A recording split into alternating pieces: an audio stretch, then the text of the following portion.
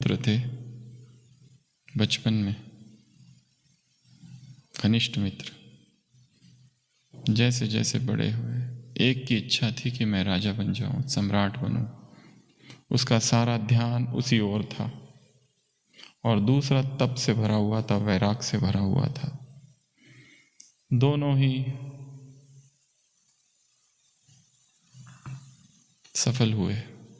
एक बहुत बड़ा राजा बन गया, एक सम्राट बन गया, जिसकी कीर्ति दूर दूर तक थी, जिसने अपने विजय के पताके सब तरफ लहराए।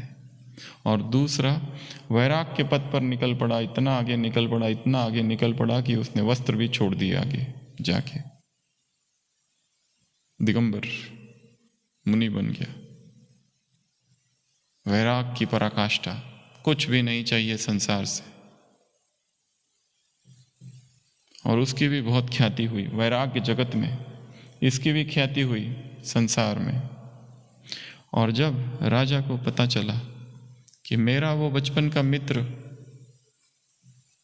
वापस अब घर लौट रहा है, तो राजा ने पूरे राज्य को सजा दिया। उसके स्वागत में दिवाली जैसे कि दिए लगाए। वो जहाँ से आने वाला था वहाँ पर ईरानी कालीन बिछा दी,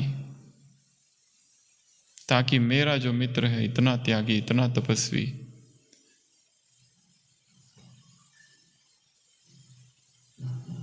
उसके प्रति धन्यवाद, उसके प्रति अहोभाव, उसके प्रति प्रेम का प्रदर्शन हो।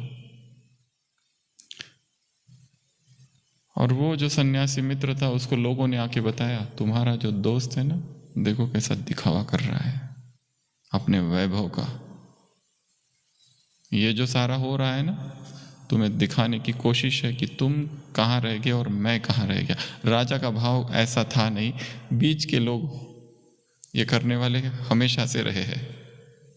इधर की खबर उधर और उधर की खबर इधर पहुंचाने वाले। वो उस इधर की खबर वहां पहुंचा देते हैं कि राजा ने तुमको नीचा दिखाने के लिए ये सब किया है।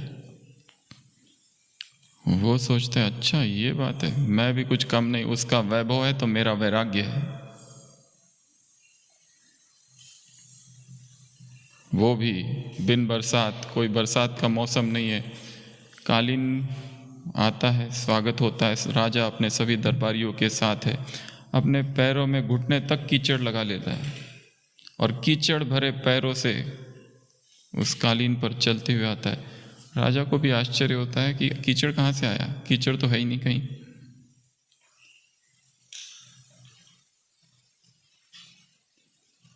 जब राजमहल की सीढ़ियों पर दोनों चढ़ने लगते हैं तो राजा पूछता है अपने मित्र से कि एक बात मुझे समझ में नहीं आई है मित्र, कि ये तुमने ये कीचड़ जो लगाया ये क्या है?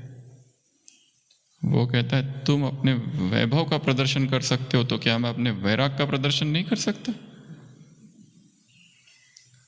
वो कहता है, आखिर तुम भी वही निकले जो मैं निकला, ना तुम बदले ना मैं, हम वही हैं जहां थे सदियों पहले। मुझे लगा कि तुम तो बहुत कहीं और पहुंच गए, किसी और जगत में, पर तुम तो जरा नहीं बदले, मैं भी नहीं बदला।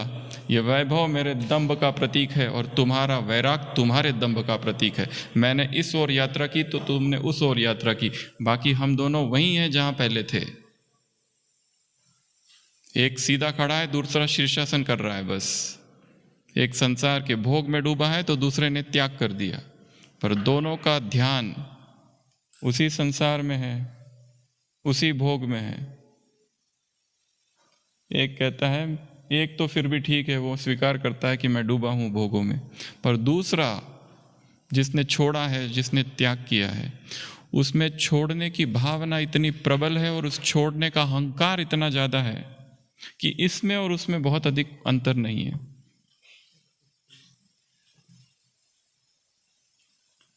छोड़ना उस मैं को है, उस अहंकार को है। बाहरी चीजों को पकड़ो या छोड़ो, पैसे पकड़ो या छोड़ो, वैभव पकड़ो या छोड़ो, वस्तुओं को पकड़ो या छोड़ो, इसका इतना महत्व नहीं है। महत्व किसका है? उस मैं को कितना पकड़ के रखा है। अमृत वेला उठ रहे हैं तो हो सकता है कोई 2 से 5 उठता है और वो 2 से 5 ही सबसे बड़े अहंकार का कारण है। कोई ब्रह्मचारी है तो वो ब्रह्मचर्य ही उसका दंभ बन गया है।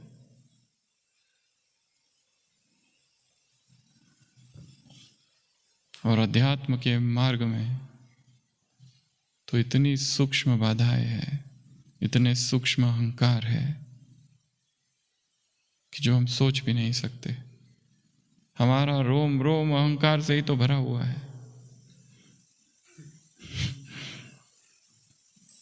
जिसे हम कहते हैं सेवा समाचार, वो सेवा का समाचार कम,